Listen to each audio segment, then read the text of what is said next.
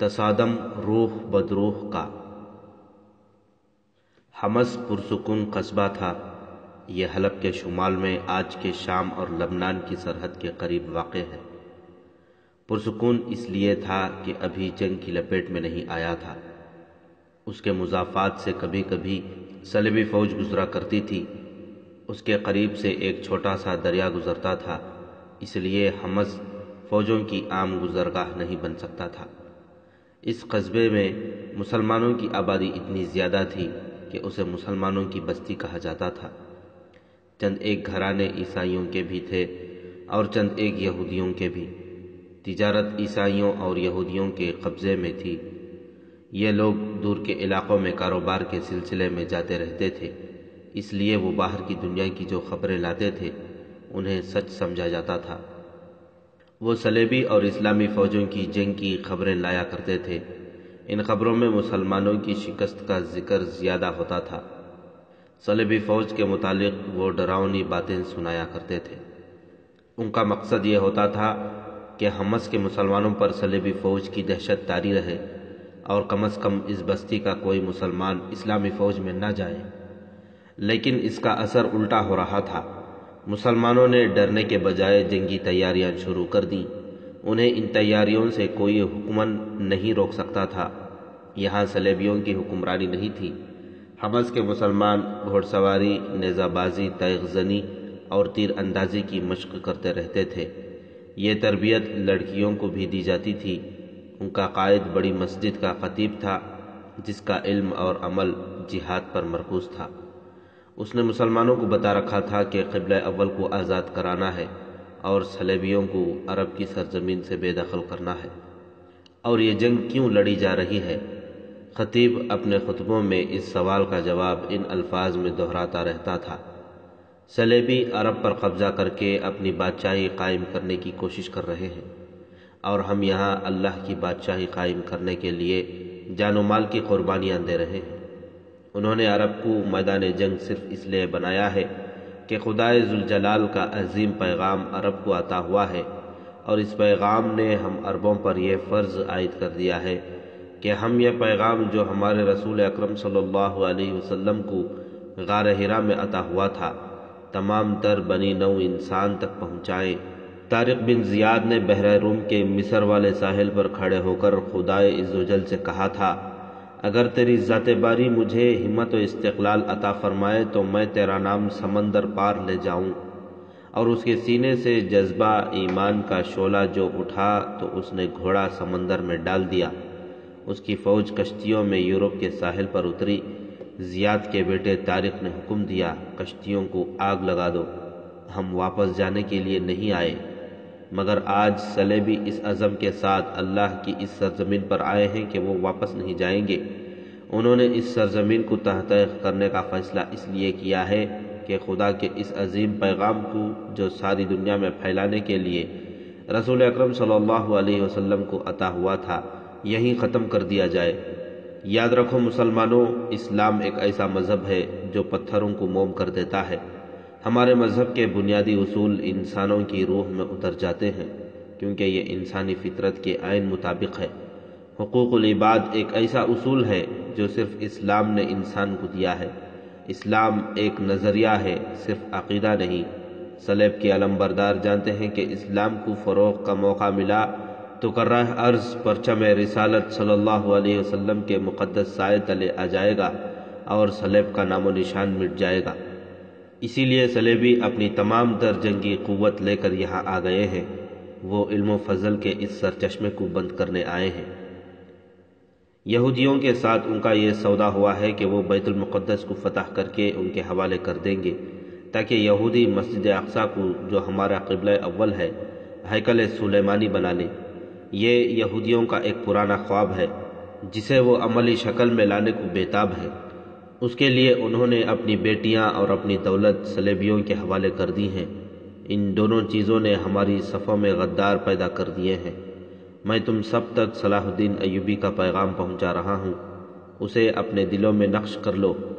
رسالت صلی اللہ علیہ وسلم کے پاسبان صلاح الدین ایوبی نے اپنی فوج کو اور قوم کو یہ بتا رکھا ہے کہ یہ دو فوجوں کی نہیں، دو مذہبوں کی جنگ ہے، یہ قبلہ اول اور ہیکل سلیمانی کی جنگ ہے۔ اگر ہم نے آج باطل کو ہمیشہ کے لیے ختم نہ کیا تو ایک روز باطل ہمارے مذہب کو ختم کر دے گا۔ ہماری روحیں دیکھیں گی اور تاریخ دیکھے گی کہ فلسطین پر یہودی قابض ہیں اور مسجد اقصی ہیکل سلیمانی میں تبدیل ہو رہی ہے۔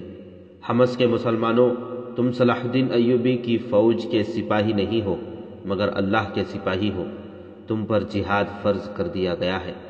قرآن کا حکم ہے کہ اپنے وطن اور اپنے مذہب کے دفاع کے لیے گھوڑے اور اسلحہ تیار رکھو اور جہاد کی تیاری میں مصروف رہو، اور یہ بھی یاد رکھو کہ تمہارے مذہب کا دشمن صرف میدان جنگ میں تمہارے خلاف نہیں لڑتا، اس کا ایک محاذ اور بھی ہے، وہ افواہوں کے ذریعے تم پر اپنی فوج کی دہشت اور اسلامی فوج کے خلاف وسوسے پیدا کرتا ہے۔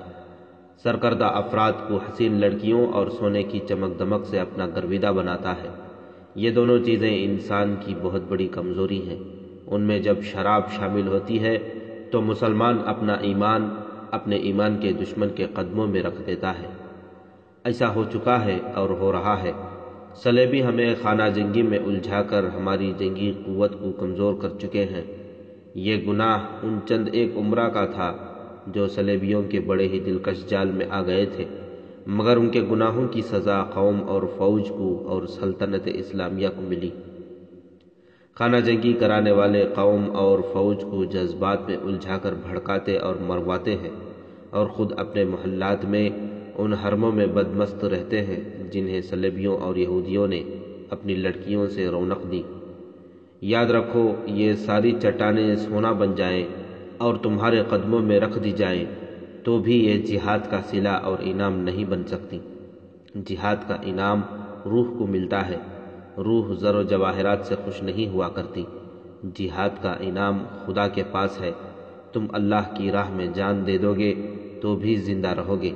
یہ جسم کی ہی لعنت ہے، جس نے جسمانی لذت کو شعار بنایا، اس نے اپنے بھائی کا گلا کاٹا اور مرتد کہلایا۔ قرآن تمہیں روحانی لذت سے سرشار کرتا ہے۔ اور اس طرح اس خطیب نے حمص کے مسلمانوں کو روحانی لذت سے سرشار کر رکھا تھا۔ جنگی تربیت اسی کی زیر نگرانی اور اسی کی ہدایات کے تحت ہوتی تھی۔ وہ خود تیغ اور خنجر زنی کا ماہر تھا۔ حمص میں اس تربیت سے رونق رہتی تھی۔ قصبے میں 3 مسجدیں تھیں جہاں جہاد کی باتیں ہوتی تھیں، مگر وہاں جو صلیبی اور یہودی رہتے تھے وہ مسلمانوں کے ہمدرد بن کر حوصلہ شکن خبریں سناتے رہتے تھے۔ مسلمان اپنے خطیب اور اماموں سے ان خبروں کے متعلق پوچھتے اور بے قرار ہوتے رہتے تھے۔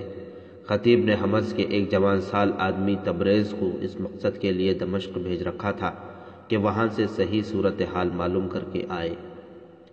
تبریز صحیح صورتحال معلوم کر کے حمص کو واپس جا رہا تھا۔ اسے دمشق تک جانے کی ضرورت نہیں پڑتی تھی، راستے میں ہی اس کا کام ہو گیا تھا۔ اس نے حمات سے بہت دور صلیبی فوج دیکھی تھی جو ایک جگہ پڑاؤ کیے ہوئے تھی۔ اس نے دور سے جھنڈوں سے پہچان لیا تھا کہ یہ صلیبی فوج ہے۔ پھر اسے 2 شتر سوار ملے تھے جو مسلمان تھے، انہوں نے بھی اسے بتایا تھا کہ یہ صلیبیوں کی فوج ہے۔ انہوں نے یہ بھی بتایا تھا کہ یہ فوج مسلمانوں کے ہاتھوں بہت زیادہ نقصان اٹھا کر آئی ہے۔ تبریز نے انہیں بتایا کہ وہ حمص سے یہ معلوم کرنے آیا ہے کہ صلیبی فوج کہاں تک پہنچی ہے اور عرب کے کتنے علاقے فتح کر چکی ہے۔ وہ پہاڑیاں تمہیں نظر آ رہی ہیں؟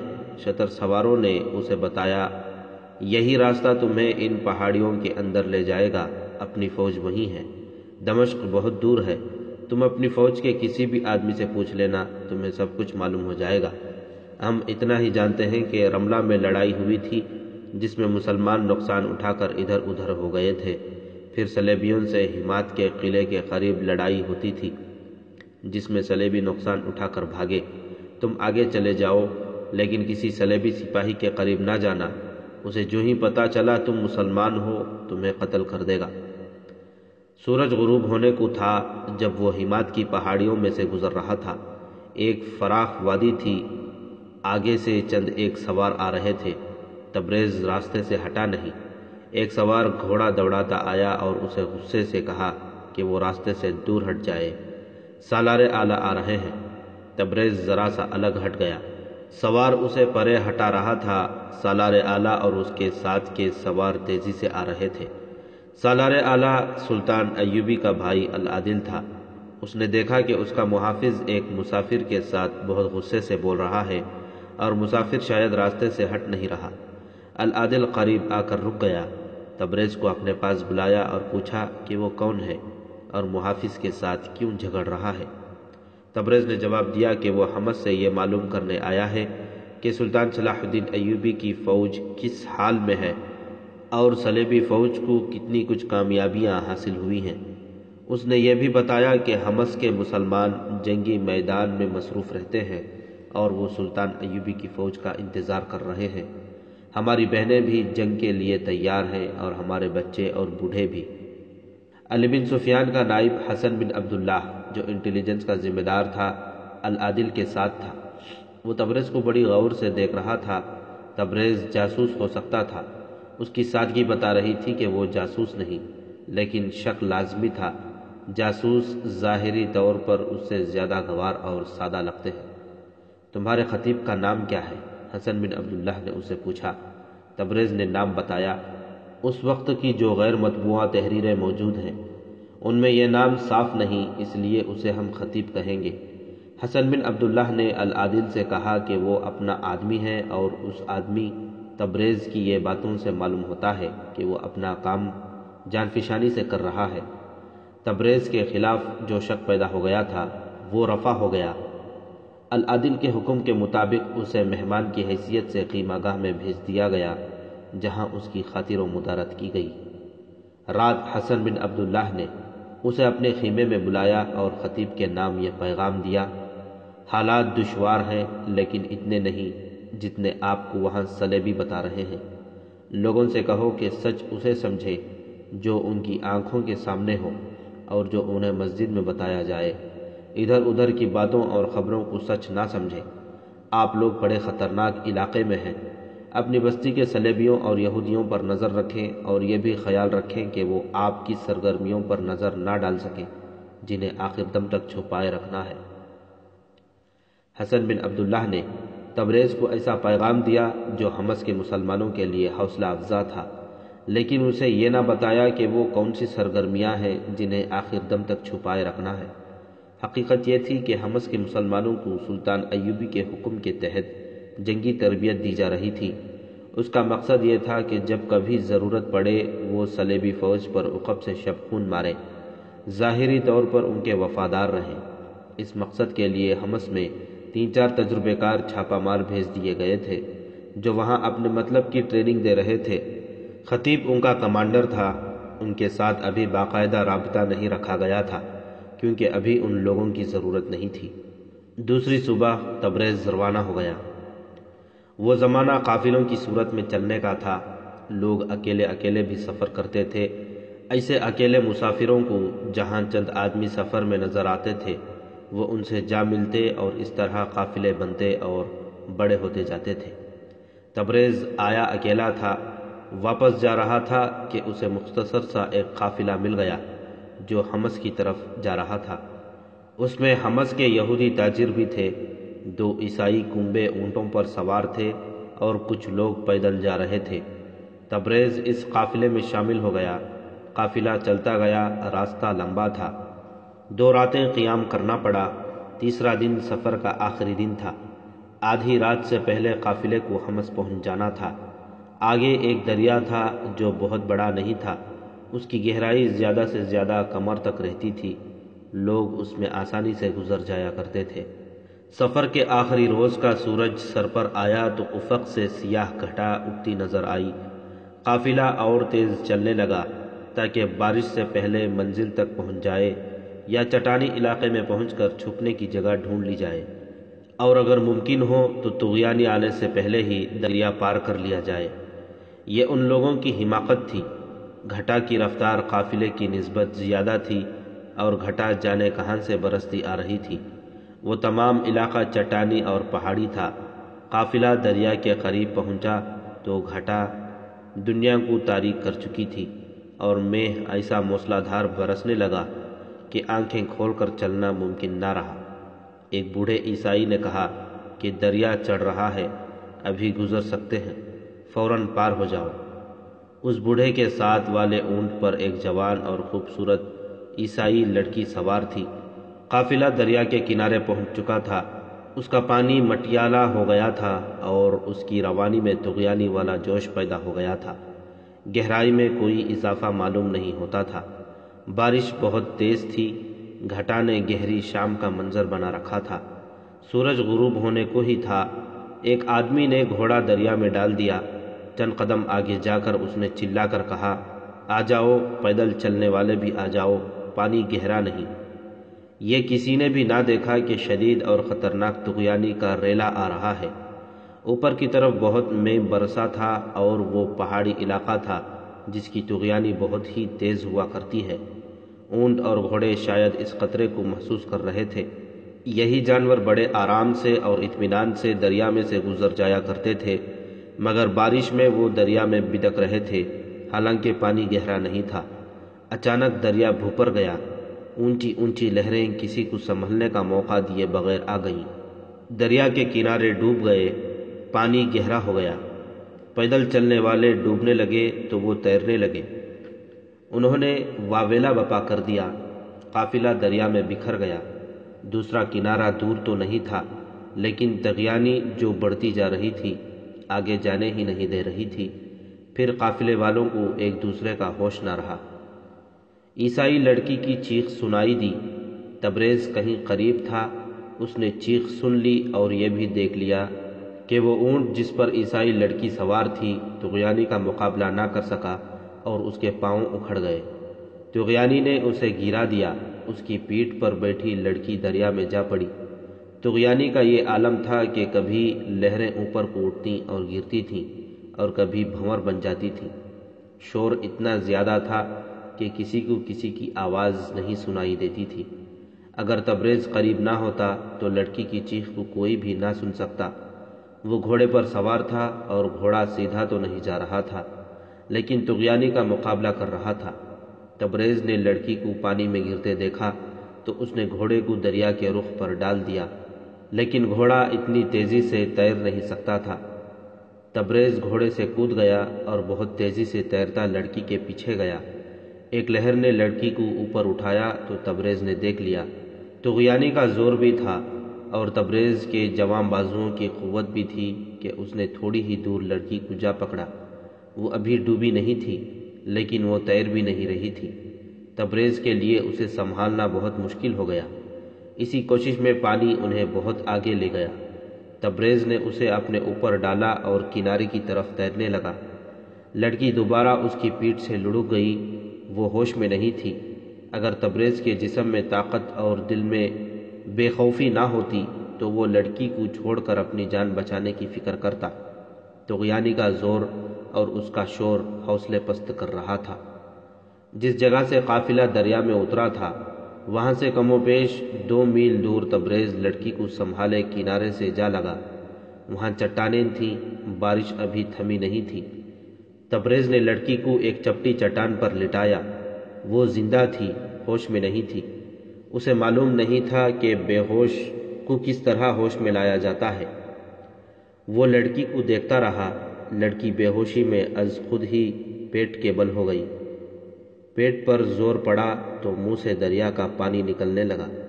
تبریز نے اس کی کمر پر ہاتھ رکھ کر دبایا تو بہت سا پانی منہ کے راستے باہر نکل آیا۔ اس نے اور زور سے دبایا، پہلوؤں سے بھی پیٹ کو دبایا۔ اس لڑکی کا پیٹ پانی سے خالی ہو گیا۔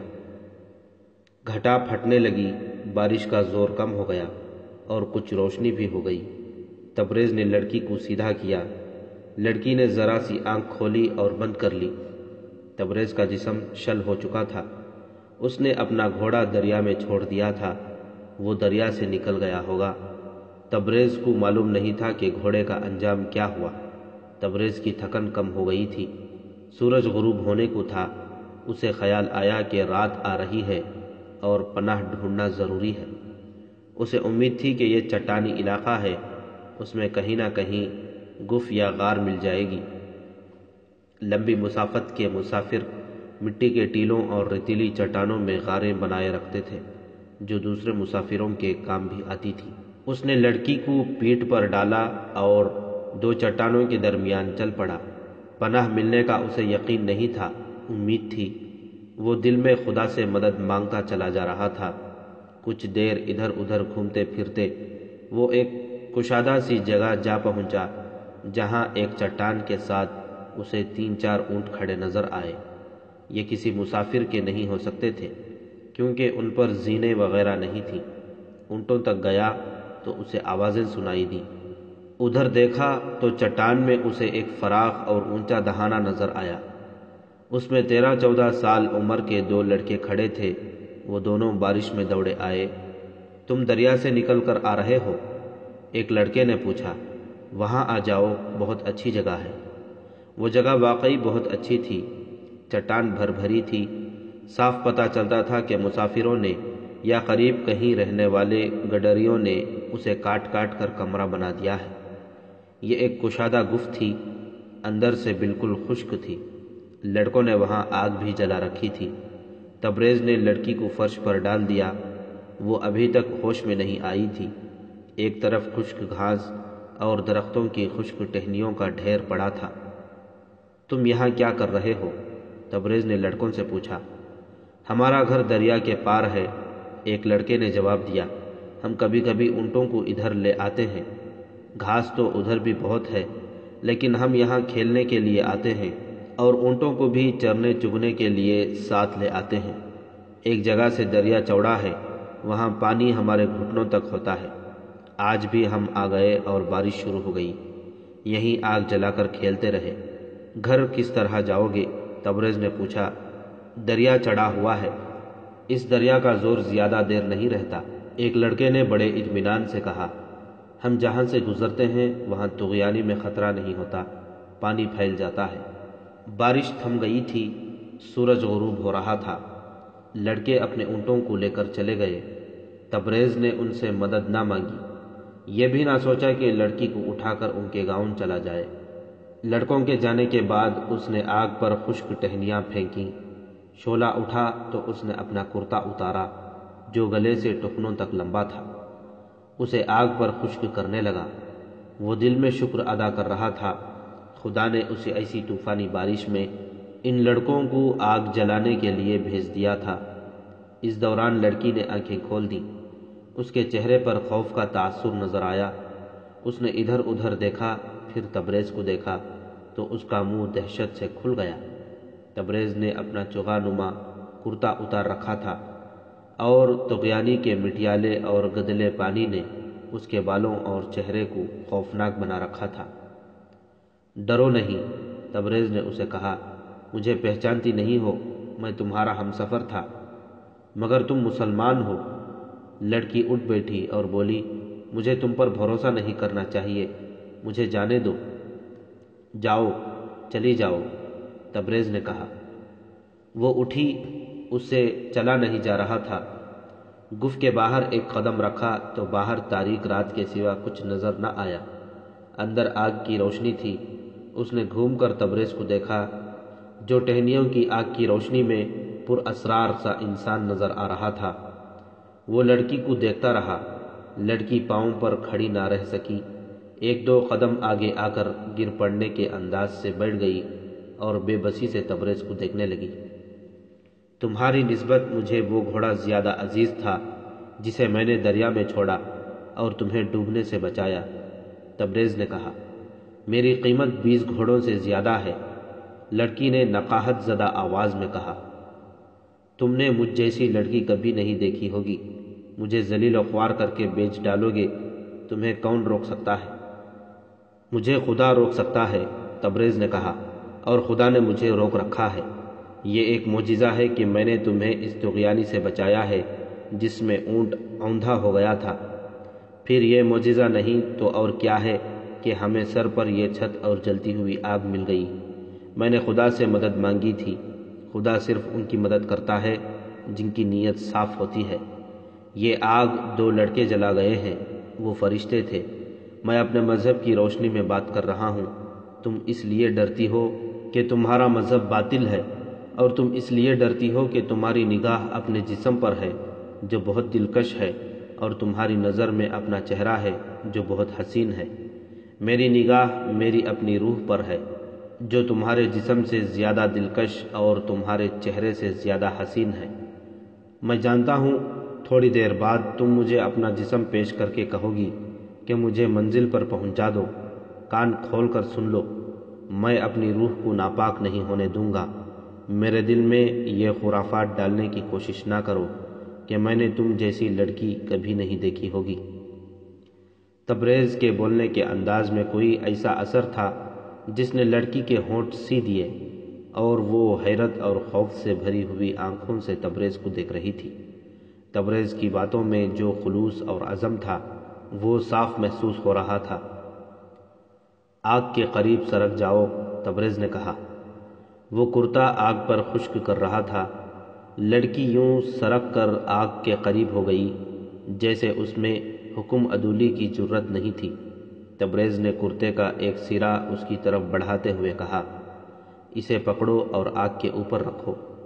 اس نے کرتے کو دوسری طرف سے پکڑے رکھا اور دونوں کرتے کو آگ پر ہلانے جلانے لگے۔ لڑکی کے کپڑے بھیگے ہوئے تھے۔ کرتا خشک ہو جائے تو تم پہن لینا، پھر تمہارے کپڑے خشک کر لیں گے۔ نہیں، لڑکی نے گھبرا کر کہا، میں اپنے کپڑے نہیں اتاروں گی۔ تم اپنی کھال بھی اتار کر آگ پر رکھ دو گی، تبریز نے کہا۔ میرے فرض کے راستے میں آنے کی کوشش نہ کرو لڑکی۔ میں تم پر ثابت کروں گا کہ وحشی مسلمان ہوتے ہیں یا عیسائی۔ میں یہ بھی جانتا ہوں کہ تم کتنی پاک دامن ہو۔ تم میری پناہ میں ہو۔ میں تمہیں کوئی سخت بات نہیں کہہ سکتا۔ تم عورت ہو۔ میرا مذہب حکم دیتا ہے کہ مجبور عورت پر ہاتھ نہ اٹھاؤ۔ تم نے مجھے کس طرح طغیانی سے بچا لیا ہے؟ لڑکی نے پوچھا۔ کیا باقی لوگ پار ہو گئے تھے؟ تبریز نے اسے تفصیل سے بتا دیا اور یہ بھی بتایا کہ اسے باقی لوگوں کے متعلق بالکل معلوم نہیں۔ لڑکی کا ڈر دور نہ ہوا، کچھ کم ہو گیا تھا اور اس کی جسمانی حالت بھی اچھی ہوتی جا رہی تھی۔ تبریز کے پوچھنے پر اس نے بتایا کہ وہ اپنے بوڑھے باپ کے ساتھ حمص جا رہی ہے۔ وہ دونوں اس علاقے سے نقل مکانی کر کے آ رہے تھے جو مسلمانوں کی حکمرانی میں تھا۔ حمص میں ان کے رشتہ دار رہتے تھے۔ لڑکی اپنے باپ کے لیے پریشان تھی۔ قافلہ طغیانی میں سے نکل گیا تھا۔ کوئی کہیں جا کنارے لگا، کوئی کہیں جا لگا۔ وہ ایک دوسرے کو پکارتے اکٹھے ہونے لگے۔ لڑکی اور تبریز ان میں نہیں تھے۔ وہ اونٹ بھی لاپتہ تھا جس پر لڑکی سوار تھی، اور تبریز کا گھوڑا کنارے لگ گیا تھا۔ وہ دور کھڑا تھا۔ قافلے کا ایک آدمی اسے پکڑ لایا اور سب نے یقین سے کہہ دیا کہ حمص کا اتنا خوبصورت جوان جو راستے میں قافلے سے ملا تھا گھوڑے سے گر کر ڈوب گیا ہے۔ تبریز کا تو کسی کو دکھ نہیں تھا۔ لڑکی کے غم میں اس کا بوڑھا باپ، 2 عیسائی اور ایک یہودی نڈھال ہوئے جا رہے تھے۔ وہ آگے جانے کے بجائے دریا کے کنارے دور تک جانے کی سوچ رہے تھے۔ قافلے کے کچھ اور لوگ کہتے تھے کہ بیکار ہے، وہ ڈوب گئی ہوگی۔ وہ چاروں سوار ہوئے اور دریا کے ساتھ چل پڑے۔ اس وقت تبریز لڑکی کو طغیانی سے نکال چکا تھا اور اسے چپٹی چٹان پر لٹا کر اس کا پیٹ پانی سے خالی کر رہا تھا۔ وہاں دریا کا موڑ تھا، چٹانیں بھی تھیں، اس لیے لڑکی کی تلاش میں آنے والے تبریز اور لڑکی کو نہ دیکھ سکے۔ وہ جب اس جگہ آئے اس وقت تبریز لڑکی کو پیٹھ پر اٹھائے چٹانوں کے اندر چلا گیا تھا۔ تلاش کرنے والے آگے نکل گئے، وہ پھر واپس نہیں آئے۔ سورج غروب ہو گیا تو حمص کے راستے پر ہو لیے۔ اتنی قیمتی لڑکی ضائع کرنے پر انہوں نے ہمیں سزائے موت نہ دی تو ہم سمجھیں گے کہ وہ بہت ہی رحم دل ہو گئے ہیں۔ بوڑھے نے کہا، کیا جواب دو گے؟ وہ کس طرح ڈوبی؟ کہہ دیں گے کہ طغیانی میں اس نے منمانی کی۔ یہودی نے کہا، کہتی تھی کہ الگ اونٹ پر دریا پار کروں گی۔ اس نے ضد کی اور طغیانی کا زور اسے ہم سے دور لے گیا۔ وہ دریا سے نکل آتی تو ہمیں مل جاتی۔ مر گئی ہے۔ جو جی میں آئے کہو، ایک عیسائی نے کہا۔ ہماری یہ کوتاہی بخش بھی دی جائے تو کیا تم سب کو افسوس نہیں کہ اتنی کارآمد لڑکی ضائع ہو گئی ہے؟ دوسری لڑکی لاتے 1 مہینے سے زیادہ عرصہ لگ جائے گا۔ میں نے کئی بار مشورہ دیا تھا کہ اس کام کے لیے 2 لڑکیوں کی ضرورت ہے، بوڑھے نے کہا۔ حمص کے مسلمان جوش سے پھٹے جا رہے ہیں۔ اس میں کوئی شک نہیں رہا کہ وہ جو جنگی تربیت حاصل کر رہے ہیں وہ کوئی جذباتی یا وقتی جوش نہیں، میں نے ان کی تربیت بہت غور سے دیکھی ہے۔ میرا تجربہ کہتا ہے کہ یہ شبخون اور چھاپے مارنے کی باقاعدہ تربیت ہے۔ میں نے ان کے چاروں استاد دیکھے ہیں، وہ قاہرہ سے بھیجے گئے ہیں یا دمشق سے، اور وہ ماہر چھاپہ مار معلوم ہوتے ہیں۔ اگر یہ لوگ ہماری حکمرانی میں ہوتے تو ہم دیکھتے کہ یہ کس طرح جنگی تربیت لیتے ہیں۔ ایک عیسائی نے کہا، تم کیا سمجھتے ہو یہاں یہ اپنی تربیت مکمل کر لیں گے؟ یہودی نے کہا، ہم انہیں آپس میں ٹکرا دیں گے۔ اسی مقصد کے لیے میں اس لڑکی کو دمشق سے لا رہا تھا۔ بوڑھے نے کہا، حمص میں فساد پیدا کرنے کا کام مجھے سونپا گیا تھا۔ میں نے اس لڑکی کا نام لیا تھا، انہوں نے مجھے ہی حکم دیا کہ لڑکی کے باپ بن کر جاؤ اور حمص میں لے جاؤ۔ کوئی پوچھے تو بتاؤ کہ نقل مکانی کر رہا ہوں۔ رات کے اندھیرے میں وہ چلتے جا رہے تھے اور اپنی اس خفیہ مہم کے متعلق باتیں کرتے جا رہے تھے جس کے لیے انہیں حمص جانا تھا۔ بوڑھا صلیبیوں کا تجربہ کار جاسوس تھا اور نفسیاتی تخریب کاری کا ماہر۔ وہ اپنے ساتھیوں سے کہہ رہا تھا، مسلمان تو ہر جگہ جنگی تربیت حاصل کرتے ہیں۔ دمشق میں نور الدین زنگی کی بیوہ لڑکیوں کو باقاعدہ جنگی تربیت دے رہی ہے۔ بستی بستی یہ جوش دیکھنے میں آیا ہے، مگر حمص اور اس کے گرد و نواح کے علاقے کو ایسی اہمیت حاصل ہے کہ یہاں مسلمانوں کے چھاپہ ماروں کو اڈا نہیں ملنا چاہیے۔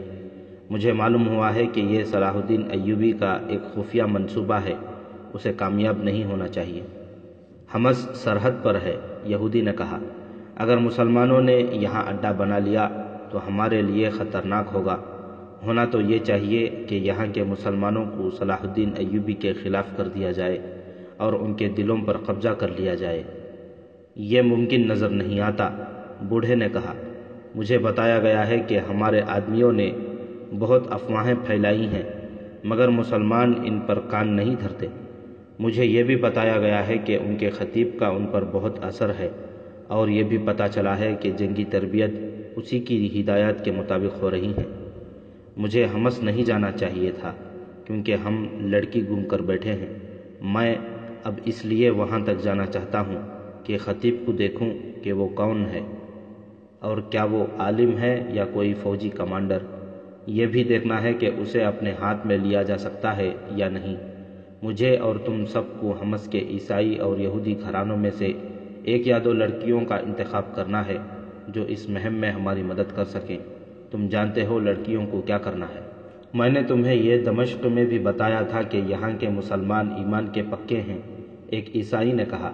ابھی تک ہم کسی ایک کو بھی نہیں خرید سکے۔ میں ساری عمر اس دریا پر لعنت بھیجتا رہوں گا جس نے ہمیں ویرا سے محروم کر دیا ہے۔ میرا نام ویرا ہے، لڑکی نے تبریز کے پوچھنے پر بتایا۔ ہم غریب لوگ ہیں، مسلمانوں نے دمشق میں ہمارا جینا محال کر دیا تھا۔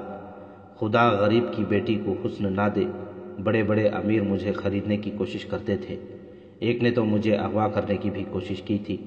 میرا باپ مجھے قاضی کے پاس لے گیا، اس نے ہماری فریاد سن لی اور میری حفاظت کا انتظام کر دیا، مگر وہاں حکومت مسلمانوں کی تھی۔ ہم ڈرتے رہے، میرے باپ نے یہی بہتر سمجھا کہ دمشق سے نکل ہی جائے۔ حمص میں ہمارے رشتہ دار ہیں، اب ہم ان کے پاس جا رہے تھے، معلوم نہیں میرا باپ زندہ ہوگا یا نہیں۔ کیا تم ایک مظلوم اور مجبور لڑکی پر رحم نہیں کرو گے؟ رات گزرتی جا رہی تھی۔ بوڑھا عیسائی جسے ویرا اپنا باپ کہتی تھی اپنے ساتھیوں کے ساتھ بہت دور نکل گیا تھا۔ میرا جامہ خشک ہو گیا ہے، تبریز نے کرتا اس کی طرف پھینکتے ہوئے کہا۔ میں باہر نکل جاتا ہوں، اٹھو اپنے کپڑے اتارو اور یہ پہن لو، تمہیں سر سے پاؤں تک ڈھانپ لے گا، پھر اپنے کپڑے خشک کر کے پہن لینا۔ میں تمہارے ہاتھ میں مجبور ہوں، ویرا رندھی ہوئی آواز میں بولی۔ میرے ساتھ اس درندے کا سا سلوک نہ کرو جو شکار کو مارنے سے پہلے اس کے ساتھ کھیلتا ہے۔ میں کہہ رہا ہوں یہ بھیگے ہوئے کپڑے اتار دو، تبریز نے غصے سے کہا اور باہر کو چل پڑا۔ ویرا نے اسے باہر جاتے اور ایک طرف ہوتے دیکھا، وہ آؤٹ میں ہو گیا جہاں سے ویرا کو نظر نہیں آتا تھا۔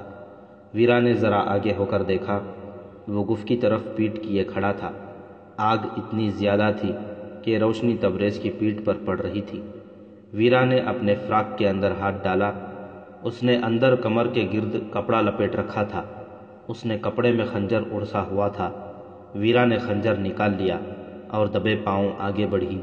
تبریز بے خبر کھڑا تھا۔ ویرا اس سے ایک قدم دور رہ گئی تو اس نے خنجر دائیں طرف کر کے پہلو میں گھونپنے کو وار کیا۔ تبریز بجلی کسی تیزی سے گھوما اور لڑکی کے دائیں ہاتھ کی کلائی اتنی زور سے مروڑی کہ لڑکی گھوم گئی اور اس کے ہاتھ سے خنجر گر پڑا۔ تبریز کے بچنے کا باعث یہ تھا کہ وہ جہاں کھڑا تھا وہاں سے چند ہی قدم آگے ایک اور چٹان تھی۔ آگ تبریز کے پیچھے تھی۔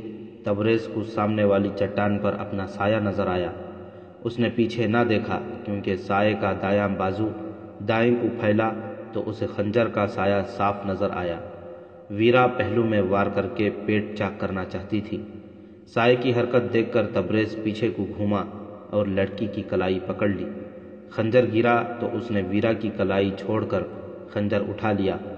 اس نے نوک لڑکی کی طرف کی تو اس کے سامنے گھٹنوں کے بل بیٹھ گئی اور ہاتھ جوڑ کر التجا کی، جو کہو گے مانوں گی، مجھے قتل نہ کرنا۔ میں اس کے سوا تمہیں کچھ نہیں کہوں گا کہ یہ کپڑے اتار دو اور میرا کرتا پہن لو۔ تبریز نے حکم کے لہجے میں کہا، تم نے دیکھ لیا ہے کہ تم مجھے قتل نہیں کر سکتی۔ میری آنکھیں آگے ہیں، کھوپڑی کے پیچھے نہیں۔ یہ میری روح کی آنکھیں ہیں جن سے میں نے تمہیں دیکھ لیا تھا۔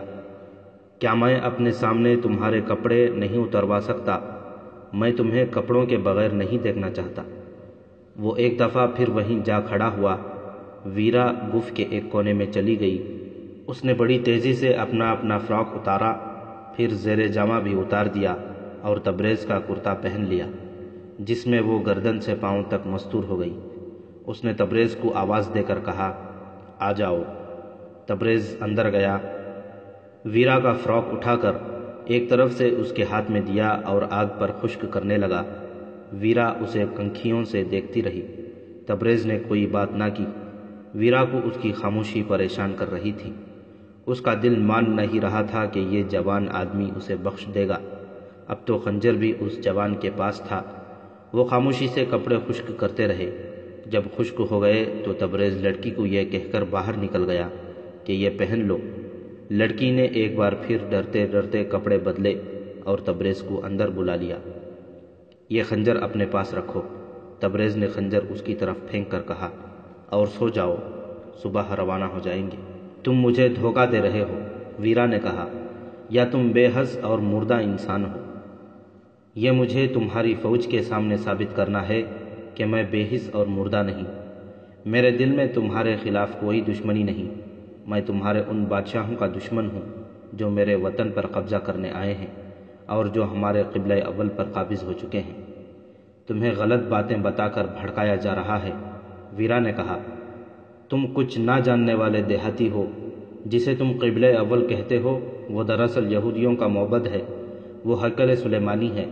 صلاح الدین ایوبی اپنی سلطنت کو بہت دور تک پھیلانا چاہتا ہے۔ تم جیسے سیدھے سادے مسلمانوں کے مذہبی جذبات کو بھڑکانے کے لیے وہ کہہ رہا ہے کہ وہ قبلہ اول ہے اور وہ مسجد ہے۔ ہم اپنے خطیب کے سوا کسی کی بات نہیں سنا کرتے۔ تبریز نے کہا، تم سو جاؤ، میں تمہاری کوئی بات نہیں سنوں گا۔